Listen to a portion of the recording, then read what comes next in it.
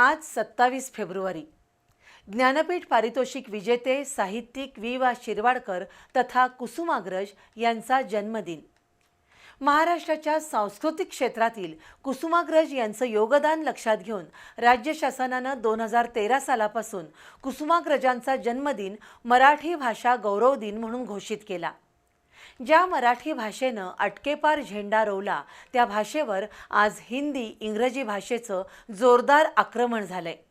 त्यामुळे महाराष्ट्रातूनच मराठी हद्दपार होण्याची भीती आहे। या पार्श्वभूमीवर मराठी भाषा ही प्रत्येक मराठी माणसाच्या जीवनाचा अविभाज्य भाग बनवण्याची गरज आहे।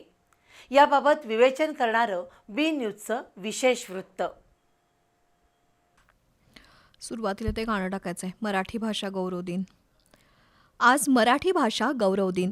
ज्या माय मराठीनं आपल्याला घडवलं, वाढवलं, समृद्ध केलं त्या मराठी भाषेबद्दल अभिमान आणि कृतज्ञता व्यक्त करण्याचा आजचा दिवस आहे। माणसाला व्यक्त होण्यासाठी भाषेची गरज असते। भाषा नसेल तर संवाद साधता येणार नाही, व्यक्त होता येणार नाही। भारत बहुभाषिक देश आहे। प्रत्येकाला आपापल्या मातृभाषेचा अभिमान असण्यात काहीच गैर नाही। त्यामुळे प्रत्येक मराठी माणसाला आपल्या मराठी भाषेचा अभिमान असलाच पाहिजे। 21 जानेवारी 2013 रोजी महाराष्ट्र शासनानं कविवर्य कुसुमाग्रज यांचा जन्मदिवस मराठी भाषा गौरव दिवस म्हणून घोषित केला।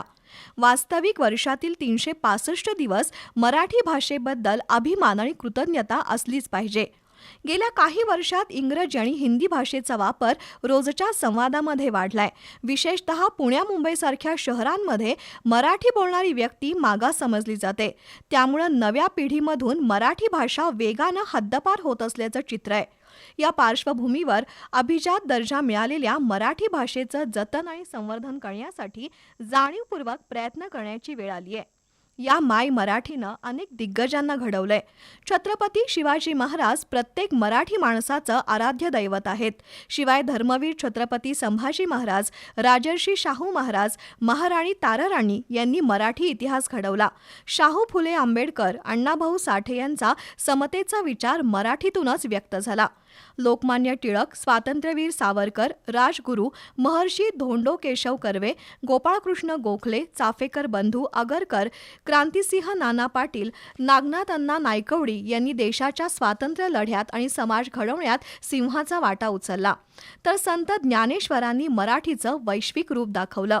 संत तुकाराम, एकनाथ, चोखामेळा, जनाई, बहिणाबाई, सावतामाळी अशा संत महंतांनी मानवतेच्या विचारांना मराठीतून शब्दबद्ध केलं। देशाच्या आणि जगाच्या प्रत्येक क्षेत्रात आज मराठी माणूस अत्युच्च स्थानावर आहे। गीत, संगीत, अभिनय, दिग्दर्शन, काव्य, साहित्य लेखन, संशोधन, शिक्षण, क्रीडा अशा अनेक क्षेत्रात एकाहून एक सरस आणि नामवंत मराठी व्यक्तींनी इतिहास घडवलाय। त्याची जाणीव ठेवून मराठी भाषेचा अभिमान प्रत्येकाच्या मनामनात शेवटपर्यंत राहिला पाहिजे। आजच्या मराठी भाषा गौरव दिनाच्या निमित्तानं प्रत्येकानं किमान आपल्या माय मराठीचा अभिमान ठेवून तिला आपल्या जगण्याचं अविभाज्य अंग बनवलं तरच खऱ्या अर्थानं मराठी भाषेचा गौरव होईल, यात शंका नाही।